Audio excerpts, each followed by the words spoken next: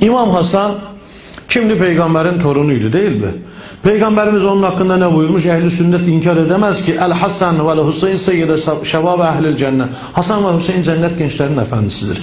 Diyoruz ki ey benim Muaviye'ye Hazret diyen ehl-i sünnet kardeşim. Hazret demeyene bir şey demiyorum. Hazret diyen ehl-i sünnet kardeşim. İmam Hasan'ı peygamberin torunu olarak kabul etme. İmam Hasan'ı cennet gençlerinin iki efendisinden birincisi olarak da kabul etme. İmam Hasan'ı sahabe olarak da kabul etme. İmam Hasan'ın mümin olduğunu inkar edebilir misin? Diyebilir misin İmam Hasan mümin birisi değildi? İnkar edersen sen o zaman kendini inkar edersin. Sahabe olduğunu da inkar edemezsin çünkü peygamberin dizinde büyüdü İmam Hasan. Kur'an-ı Kerim ne buyuruyor mümin hakkında? Bir mümini kasten öldürene gelince onun cezası içinde ebedi olarak kalacağı cehennemdir. Cezası içinde ebedi olarak kalacağı cehennemdir. Allah gazap etmiştir böylesine, lanetlemiştir onu, çok büyük bir azap hazırlamıştır ona. Nisa ayet 93.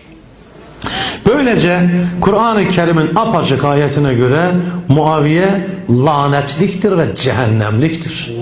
Sen lanetlik birisi nasıl Hazret diyorsun? Sen o zaman git bir imanını, İslam'ını, bilgini gözden geçir. Bakın Teberani Mecmu-s Sagir. Teberani Mecmu-s Sagir'de diyor ki aynen bu. 2. ciltte bunu yazmış. Diyor ki ben Subhanallah diyor ki aranızda herkesin huzurunda Resulullah'a sövülüyor mu dedi. Kim demiş bunu? Ümmü Seleme. Ümmü Seleme diyor ki aranızda herkesin huzurunda Resulullah'a sövülüyor mu? Ben Subhanallah Resulullah'a nasıl sövülür dedim. O Ali bin Ebi Talib'e ve onu sevenlere sövülüyor mu diye sordu. Ben Resulullah'ın onu sevdiğine şahitlik ederim karşılığını verdi. Ümmü Seleme bunu diyor. Ve Mecmu-s Sagir altında izah demiş. Bakın izah.